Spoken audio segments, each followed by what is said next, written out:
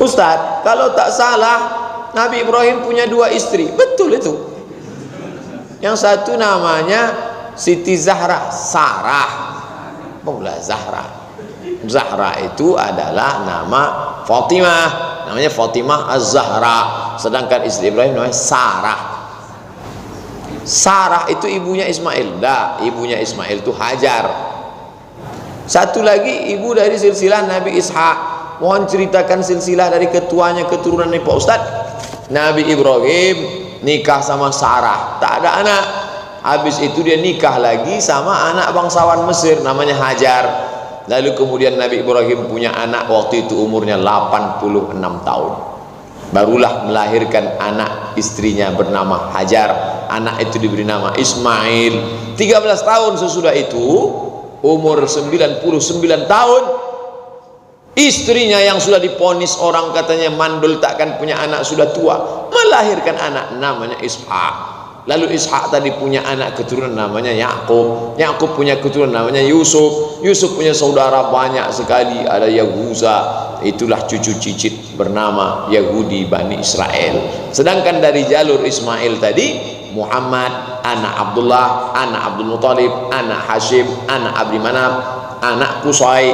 Qusay itu keturunan Lu'ay Fihir, cucu cicit Adnan, keturunan Ismail, anak kandung Ibrahim alaihissalam. 2 jalur ke bawah. Saya dengar di salah satu radio dakwah bahwa perempuan haid boleh masuk masjid.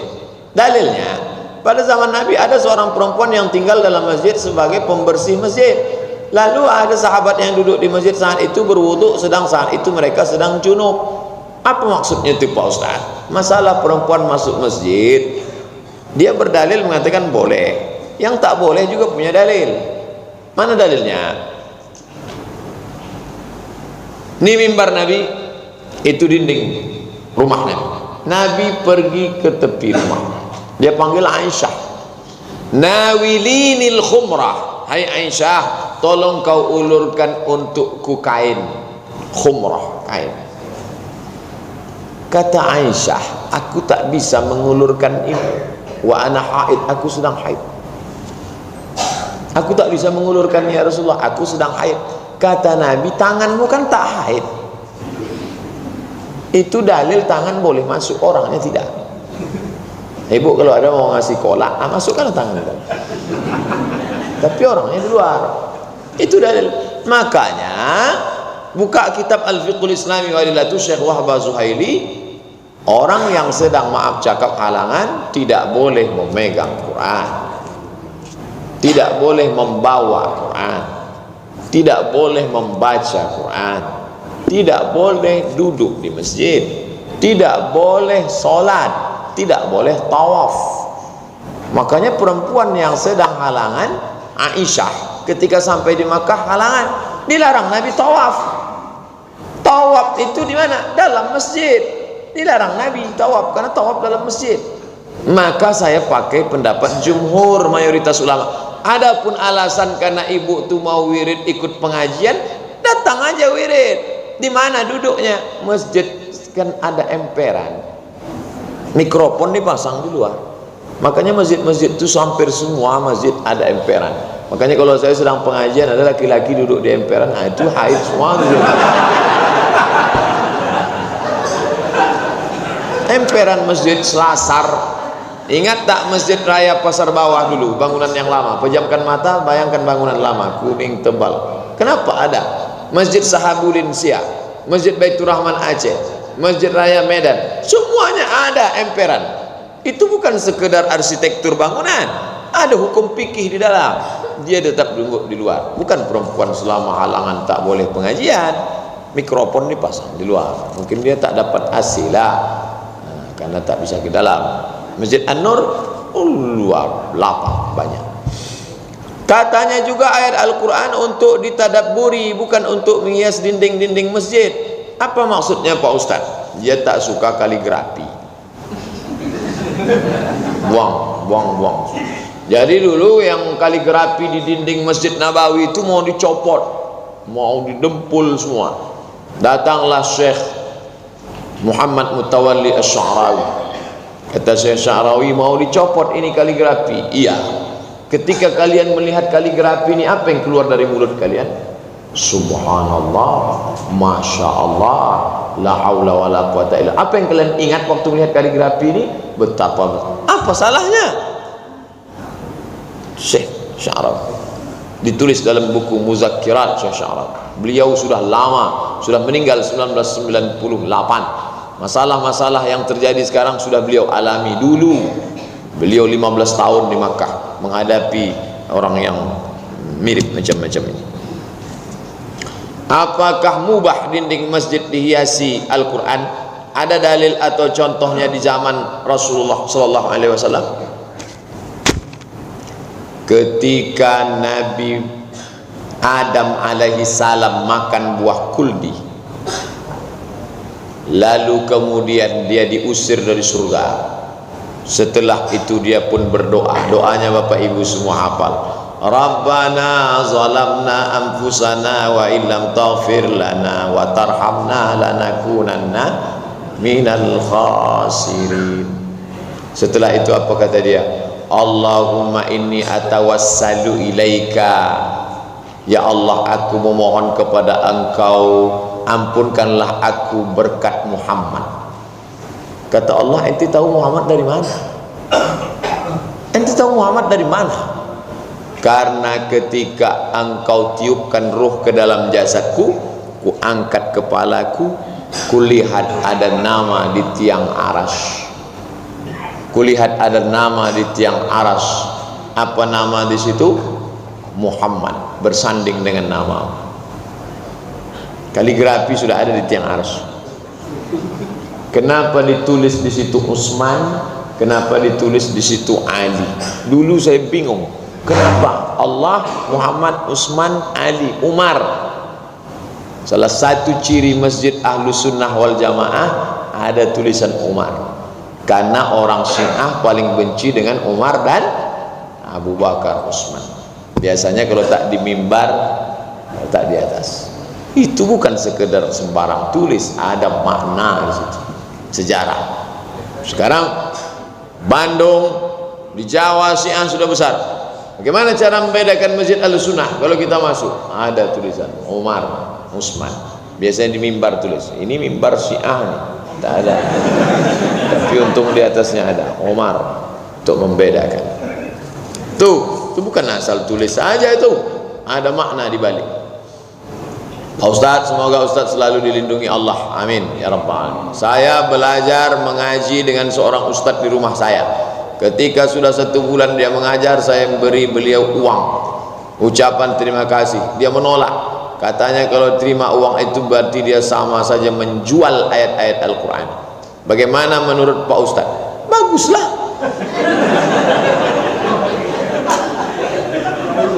Yang saya khawatirkan tadi dia pasang bandrol. Itu baru kita khawatir. Kalau dia tak mau.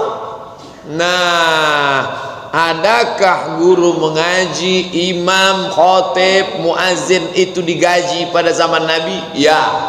Dari mana? Baitul Mal. Baitul Mal itu pemasukan income-nya dari mana? Zakat, wakaf, infak, sedekah, wasiat, hibah, pajak. Zakat, wakaf, infak, sedekah, wasiat, hibah. Itu untuk gaji. Penjaga Baitul Mal digaji oleh Nabi. Meninggal Nabi dipegang oleh Abu Bakar. Meninggal Abu Bakar dipegang oleh Umar. Meninggal Umar dipegang oleh Utsman untuk menggaji itu semua. Jadi jangan katakan tak ada. Nah, berapa gaji Nabi itu? Jadi ada orang menembak saya dengan surat Yasin. Ittabi'u man la yas'alukum ajran wa hum muhtadun. Ikutilah orang yang tidak mengambil gaji. Nabi Muhammad itu enggak ada gajinya Pak Ustaz. Ada pena? Ada Pak Ustaz. Kertas ada? Ada. Ini saya tuliskan. Waktu perang Badar, Nabi dapat berapa? 50.000 keping uang dinar. 1 dinar beratnya 4,25 gram, kita patok harga 2 juta. 2 juta kali 50.000 keping sama dengan 100 miliar. Berapa jatah Nabi? Wa'lamu annama ghanimtum min syai'in fa inna lillahi khumus, 20%. Gaji Nabi perang Badar saja 20 miliar. Gaji Nabi perang Badar saja, belum lagi perang-perang yang lain. Jadi kalau ada orang mengatakan Nabi itu tak bergaji, dia tidak belajar sirah sejarah. Yang tak boleh itu ustadz masang bandrol, ngundang saya ke sini sekian. Nah, itu baru itu ustadz setan. Betul. Kalau bangun tidur dan jam 8 lewat, apakah masih boleh sholat subuh?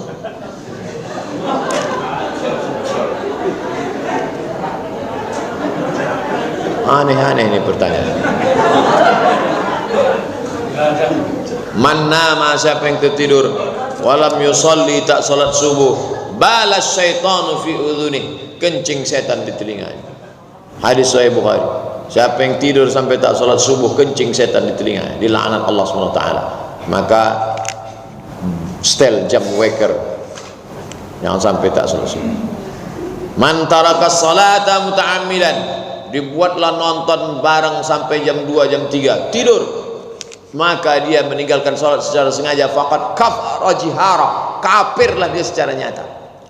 Kafir secara nyata. Kalau sampai nonton bareng sampai jam 4, padahal 1 jam lagi itu tertidur sampai jam 8, itu sengaja dia meninggalkan salat. Kafara jihad.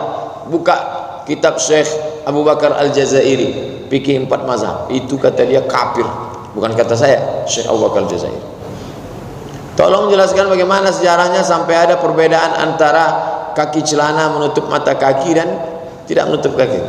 Yang satu hadisnya ma asfalal ka'baini finnar, semua yang di bawah mata kaki neraka, di bawah mata kaki neraka, di bawah mata kaki neraka, di bawah mata kaki neraka. Yang satu lagi hadisnya manjar thawbahu khuyala, kalau sombong baru masuk neraka, kalau tak sombong tak apa-apa. Yang satu ini dia tak mau sombong, tak sombong, sombong tak sombong neraka. Makanya kalau jumpa pertama kali bukan tengok muka, kaki.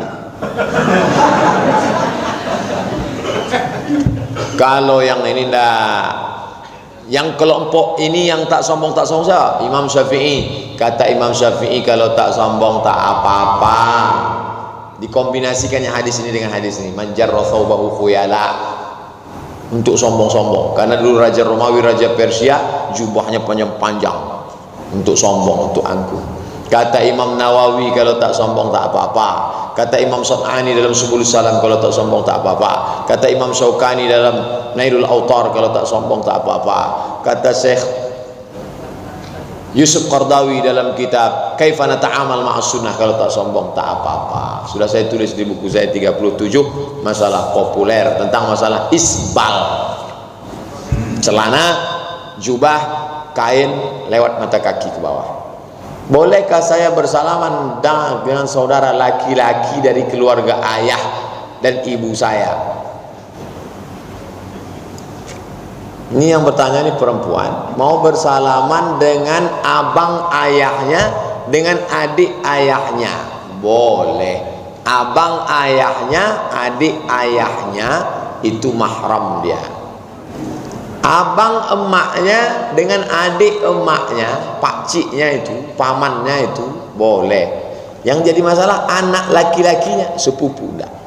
Sepupu tak boleh. Abang ayah, adik ayah boleh. Abang emak, adik emak boleh. Tapi anak dari abang emak, sepupu tak boleh. Tak mahram lagi. Terus kalau dari keluarga saya gimana Ustaz? Contohnya paman dari suami saya. Itu dah jauh sudah. Paman suami saya. Tak mahram. Jadi kalau dia datang, namaste. Namaste. Namanya salam Mahabharata. Secara hukum Islam, apa hukum yang pantas untuk kafir yang menghina Islam? Waqatiluhum, pancung kepala. Tak ada hukuman lain. Kenapa mereka semena-mena? Karena mereka tidak segan dengan kita. Karena kita bisa dibayar dengan serangan fajar. Dia sudah tahu, alah bayar aja selesai itu, cincailah. Belakangan ini telah terjadi masalah surat Al-Maidah 51 yang ditayangkan di salah satu stasiun TV berjudul Ahok Minta Maaf. Tapi ada umat Islam yang mengatakan ayat konstitusi lebih tinggi daripada Al-Quran. Apa pandangan Pak Ustadz tentang hal ini, dan apa kiai dari Pak Ustadz supaya kita sebagai kiat Islam tidak terpecah belah?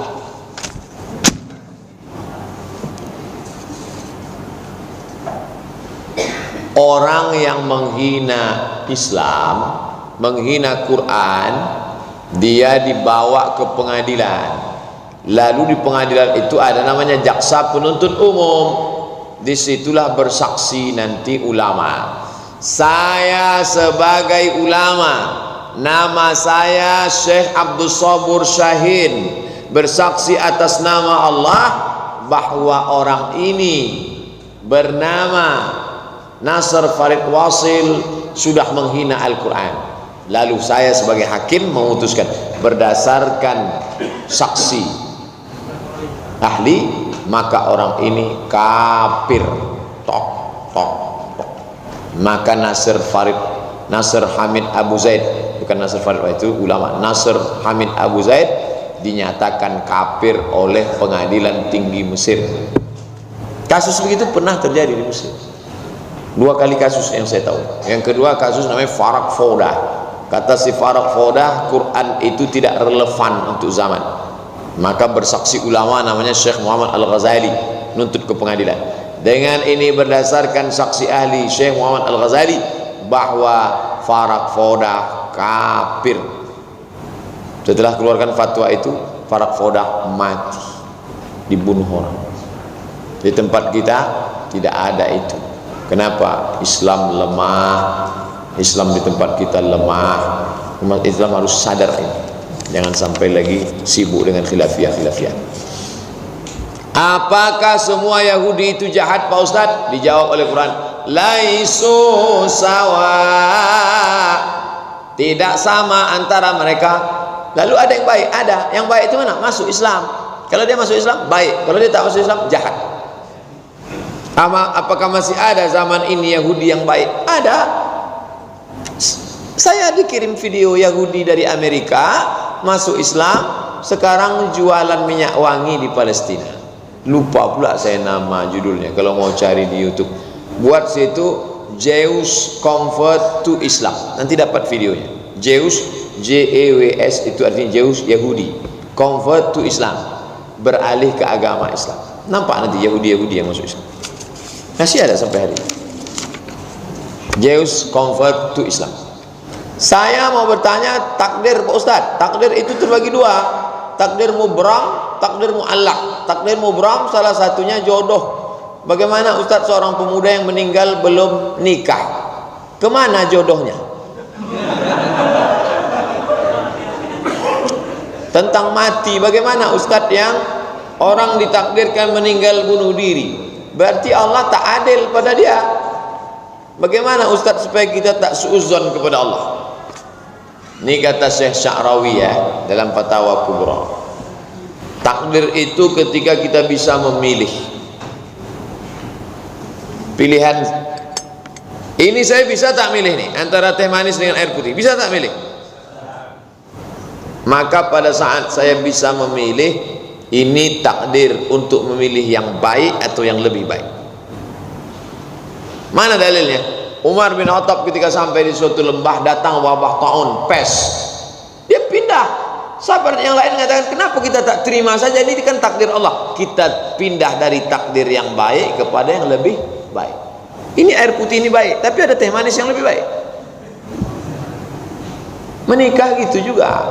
Ini Pak Ustaz, mana fotonya ini? Ini kaya nih Pak Ustaz, tapi tak berjilbab. Wah, ini tak baik nih. Yang ini berjilbab Pak Ustaz, tapi susah. Kau nikah sama ini, rezeki bisa dicari. Kalau ini pertama, ini kedua, mantap juga.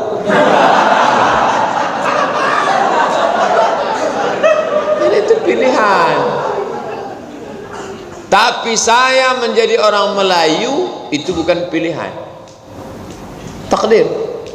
Pernah malaikat dulu bawa kertas, Abdul Somad, kamu jadi orang apa? Nah, saya menjadi orang Melayu ini bukan pilihan, ini dipilihkan. Ada saatnya kita dipilihkan, ada saatnya kita memilih. Mati, kalau belum ajal takkan mati. Minum baygon tak mati, tesi minum superpel tak mati, tak mati. Berapa banyak orang mau mati tak mati, berapa banyak orang yang tidak disangka mati, mati. Habis baca talqin mati, sedang sujud terakhir mati, habis minum kopi mati, kopi Mirna mati. Jadi orang yang bunuh diri itu, orang bunuh diri itu dia memang sudah ditakdirkan mati jam 9:30. Andai dia tidak minum racun itu pun tetap juga dia mati. Tapi kemudian dia salah memilih. Makanya kita selalu dimintakan supaya diberikan pencerahan, cahaya. Ya muqallibal qulub. Jadi dia mati bukan karena racun itu. Andai dia tidak minum racun itu, dia tetap juga mati. Misalnya ditakdirkan dia jam 9:30 nih harus mati, dia tidak minum baygon itu, terus pergi dia makan jus mangga, tiba-tiba tersedak dia mati. Cuman mati ketika minum jus mangga itu husnul khotimah, mati ketika minum baygon su'ul khotimah. Dan dia memilih. Allah kasih dia mata, Allah kasih dia telinga, Allah kasih dia hati. Inna sam'a wal basar wal fuad. Kalau kau minum racun, kau mati su'ul khatimah. Tapi kalau kau beramal soleh, kau husnul khatimah, dengan penuh kesadaran diminumnya racun. Pahami dengan baik. Kalau tidak nanti sesat. Nauzubillah. Ini tipis, setipis kulit bawah. Hukum dan ancaman untuk tetangga yang tak bertegur sapa apa Pak Ustaz? La yahillu li muslimin, tak halal bagi seorang muslim an yahjura akhahu, mendiamkan saudaranya fauqa thalathi layalin, lebih dari 3 hari 3 malam. Yang sudah lewat 3 hari 3 malam balik dari sini miss call lah, SMS, peace, damai. Merasa paling benar dan tak bisa menerima perbedaan. Bagaimana sikap kita Pak Ustaz? Kita tidak selamanya bisa menyampaikan kebenaran dengan lidah kita. Kita bisa pinjam buku, kita bisa pinjam ceramah, kita bisa pinjam orang lain menyampaikan kebenaran. Kalau dia mudah menerima kebenaran, lunak hatinya. Kalau dia keras hatinya tak mau menerima kebenaran, Nabi menyuruh dia makan pakai tangan. Kul biyaminik, makanlah pakai tangan kanan. Tak bisa ya Rasulullah. Kata Nabi, sebenarnya bisa dia makan pakai tangan kanan, tapi kesombongannya membuat dia makan begitu. Orang sombong tak mau menerima cakap itu sudah ada sejak zaman Nabi. Jangan cakap Ustaz, cakap Nabi jadi tolaknya. Saat pengumuman juara untuk anak-anak ikut lomba mengaji, ada yang bertepuk tangan dalam masjid saat itu. Lalu ada yang bilang tak boleh tepuk tangan dalam masjid. Betulkah tak boleh tepuk tangan dalam masjid Pak Ustaz? Tepuk tangan itu boleh bagi perempuan ketika mengingatkan imamnya salah. Kalau laki-laki subhanallah, kalau perempuan dia tepuk tangan. Ada 2 kemungkinan, imam itu salah atau menyamuk kan. Tepuk tangan. Adapun kalau tepuk tangan dalam masjid menghilangkan sakral kesucian masjid. Masjid sama seperti stadion, sama seperti diskotik. Sedangkan masjid itu tempat yang hening, tempat berzikir. Nanti kalau dibolehkan tepuk tangan, orang akan sweet-sweet. Kelompok juara 1, sweet. Apa jadinya masjid itu nanti? Nah, makanya jangan tepuk tangan. Illa muka'aw wa tasbih. Kalau yang berdalil dengan ayat, kata dia dulu orang-orang Yahudi, orang-orang kafir Quraisy mengejek Nabi dengan tepuk tangan dan bersweet-sweet di Masjidil Haram. Mana lebih baik menyempurnakan baca Al-Fatihah daripada membaca ayat panjang-panjang dalam solat? Dua-duanya. Baca Al-Fatihahnya sempurna, baca ayatnya. La solata, tidak sah solat liman lam yaqra' bi Fatihatil kitab. Siapa yang tak baca Al-Fatihah? Apabila dalam solat berjamaah imam ada salah bacaan ayatnya, kemudian disempurnakan oleh makmum sementara imam tak mengulanginya lagi bacaan yang salah tadi, sahkah solatnya? Tengok dulu, kalau merubah makna tak sah, kalau tak merubah makna sah. Berubah maknanya gara-gara salah hurufnya itu batal. Iyyaka na'budu wa iyyaka nasta'in. Kepada matahari kami menyembah, kepada matahari kami minta tolong. Iyyaka na'budu wa iyyaka nasta'in. Itu yang betul. Tergantung berubah makna atau tidak. Kapan waktu sholat tahajud yang paling afdal? Sepertiga malam. Jam berapa tuh Pak Ustaz? Jam 1, jam 2 sekarang. Apakah Rasulullah tidur kembali setelah tahajud lalu bangun kembali sebelum subuh? Iya, dia berbaring miring setelah tahajud menunggu azan subuh. Jika misalkan waktu subuh masuk pukul 5, saya bangun 4.30, lalu mandi, wudhu, terus sholat tahajud 4.50, apakah masih ada waktu? Ada, sampai azan. Asal jangan di miss call-nya muazin, jangan azan dulu ya. Asal sudah masuk waktu, walaupun muazin tak azan, habis waktu.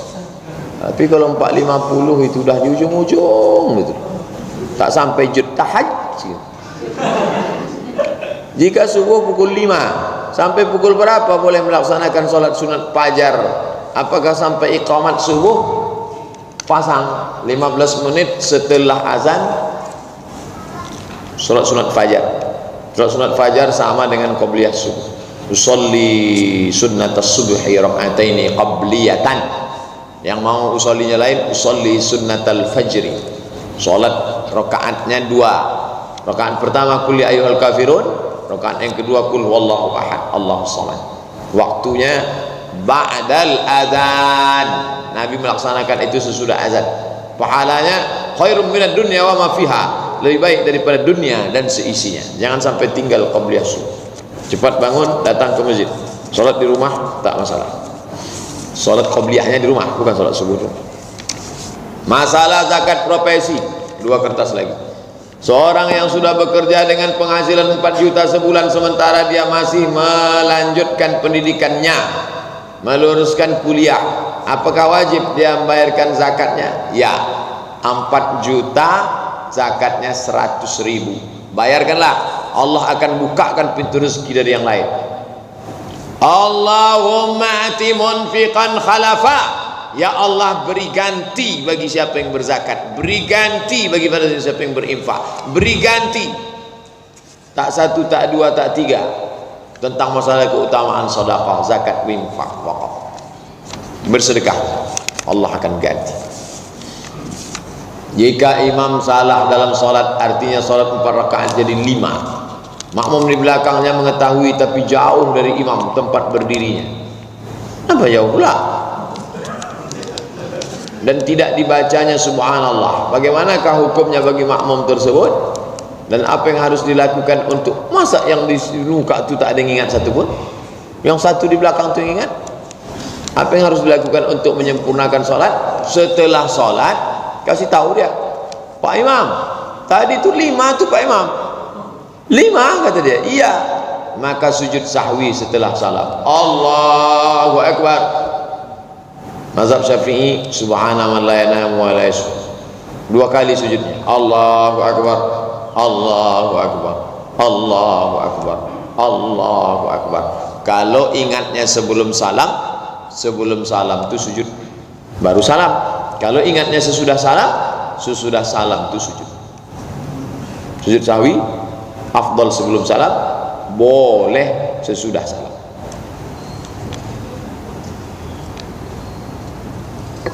Apa dalilnya? Nabi pernah sholat zuhur 2 rakaat. Buka kitab Al-Lu'lu' wal Marjan fi mattafaqa alaihi syaikhan.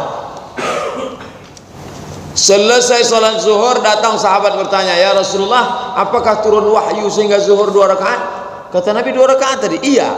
tegak lagi Nabi, tambahnya 2 rakaat lagi, habis itu sujud sahwi. Nah, itu kurang, yang ini berlebih pula 5.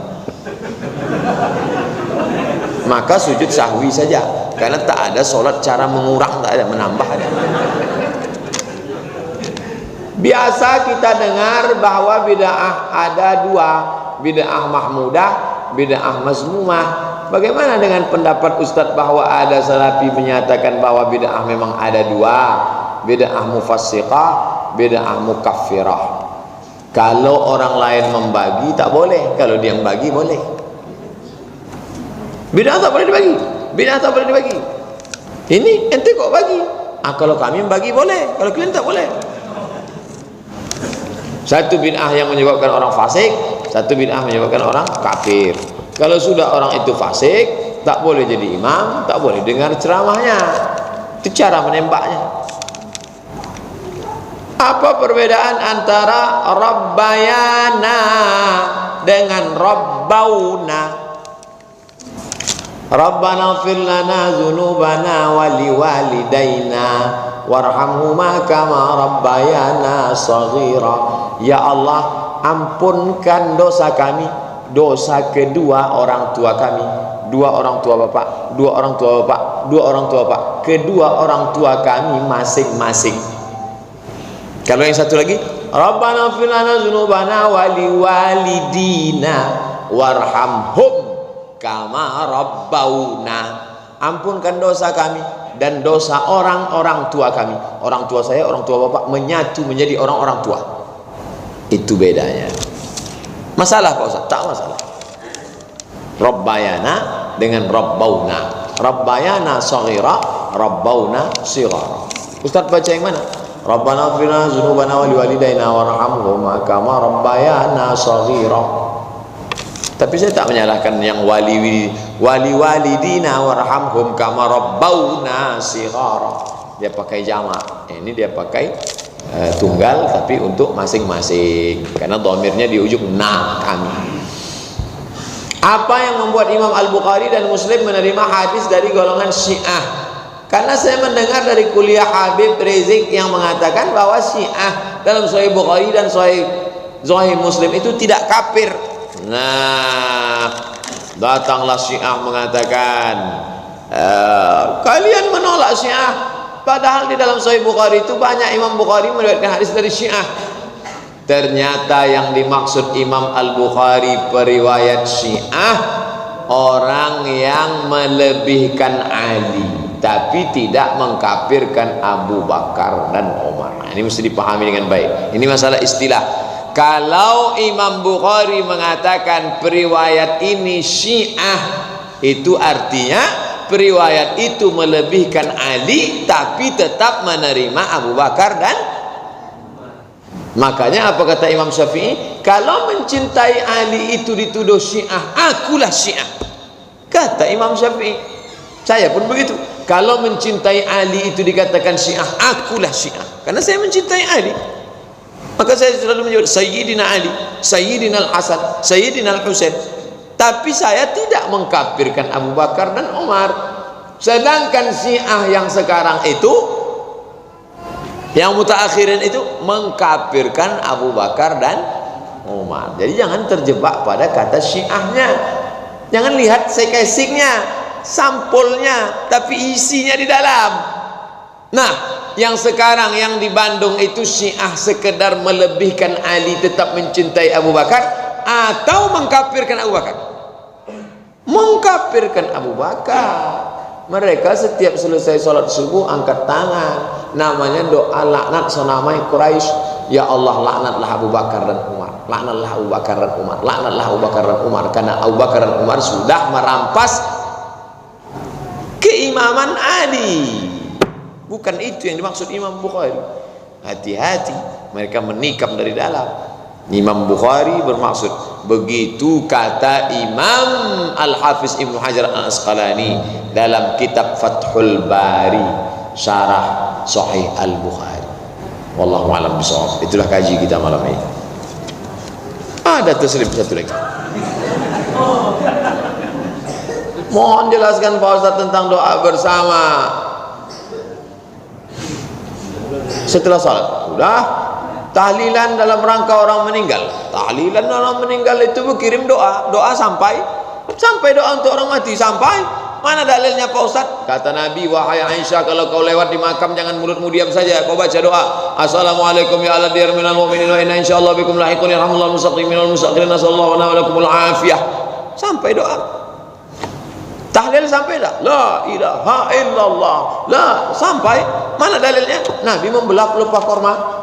Kenapa kau belah pelepah korma kau tancapkan di kubur? Karena pelepah korma itu bertasbih, tasbihnya sampai.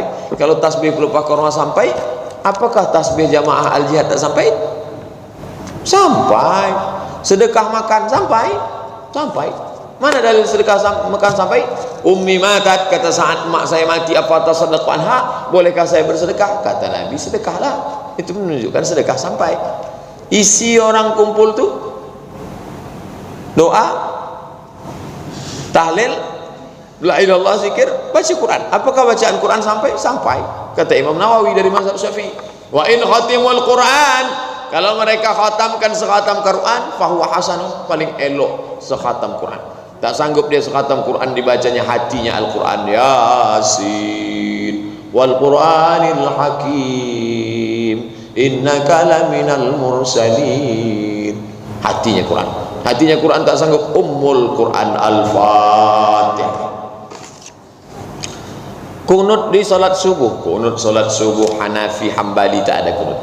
Makanya Saudi Arabia tak ada kunut, karena Saudi Arabia itu bermazhab Hambali.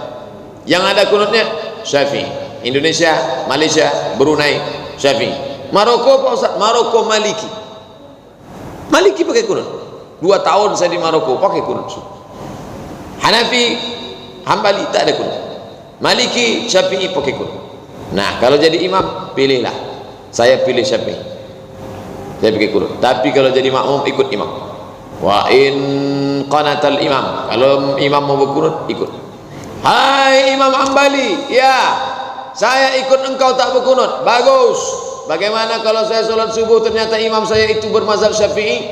Kata Imam Hambali, kalau imam mau berkunut angkat tangan, ucapkan amin. Allahumma adina fi man hadait, amin.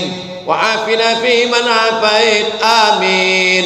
Wa tawallana fi man tawallait, amin. Wa barik lana fi ma atait, amin. Wa qina bi rahmatika syarra ma qadait, amin. Sisanya tak diaminkan karena sisanya itu puji-pujian. Fa innaka taqdi wa la yaqda 'alaik wa innahu la yadhillu man walait wa la yansu man 'adait tabarak rabbana ta'ala fakal hamdu 'ala ma qadait. Nastaghfiruka wa natubu ilaik. Wa sallallahu ala sayyidina Muhammadin nabiyil ummi wa ala alihi washabihi wa baraka wa sallam. Yang hafal, yang tak hafal diam aja. Yang pulang-pulang. Apa yang kau baca tadi? Entahlah, tengok kau bergerak-gerak. Udah saya bahas ini udah saya bahas semua dalam buku 37 masalah populer. Boleh fotokopi, yang ada punya kopi banyak-banyak bagikan. Saya pergi ke Buluh Cina, setinggi torak kitab itu. Siapa yang fotokopi ini dek? Entah pak, banyak orang tuh. Ini kopinya banyak-banyak. Saya husnuzon aja, mungkin dia bagi-bagi. Entah dijualnya, Allah alam. Apakah menjawab azan itu wajib Pak Ustaz? Sunnah. Kalau perintahnya kuat tak dilakukan diancam, wajib. Perintahnya kuat tapi tak ada ancaman, sunat. Hanya sekedar tatawu, sunat. Nah, tentang menjawab azan itu sunat. Apa dalilnya? Siapa yang menjawab seruan azan seperti ucapan muazin kecuali pada lafaz la haula wala la haula wala quwwata illa billah ditutup dengan doa wasilah, halat lahu syafaati, wajiblah dia dapat syafaat. Allahu akbar, Allahu akbar, Allahu akbar, Allahu akbar. Asyhadu an la ilaha, tapi jangan pula sampai ditulis di situ asyhadu an la ilaha illallah. Maksudnya matikanlah komputer, shutdown, switch off, tutup. Mulailah. Jangan lagi ngobrol, datang kawan cerita, gimana saya? Allahu akbar, Allah. Stop. Ala hazihi niyyah al-Fatihah. A'udzu billahi minasy syaithanir rajim. Bismillahirrahmanirrahim. Alhamdulillahirabbil alamin. Arrahmanir rahim. Maliki yaumiddin. Iyyaka na'budu wa iyyaka nasta'in. Ihdinas siratal mustaqim. Shiratal ladzina an'amta 'alaihim ghairil maghdubi 'alaihim waladdallin. Amin. Allahumma inna nas'aluka salamatan fid din wa 'afiyatan fil jasad وزيادة في العلم وبركة في الرزق وتوبة قبل الموت ورحمة عند الموت ومغفرة بعد الموت. اللهم هون علينا في سكرات الموت والنجاة من النار والعفو عند الحساب. اللهم اختم لنا بحسن الخاتمة ولا تختم علينا بسوء الخاتمة. ربنا اغفر لنا ذنوبنا ولوالدينا وارحمهما كما ربيانا صغيرا. ربنا آتنا في الدنيا حسنة وفي الآخرة حسنة وقنا عذاب النار. وصلى الله على سيدنا محمد وعلى آله وصحبه وسلم والحمد لله رب العالمين. تقبل الله منكم منا ومنكم تقبل. السلام عليكم ورحمة الله وبركاته.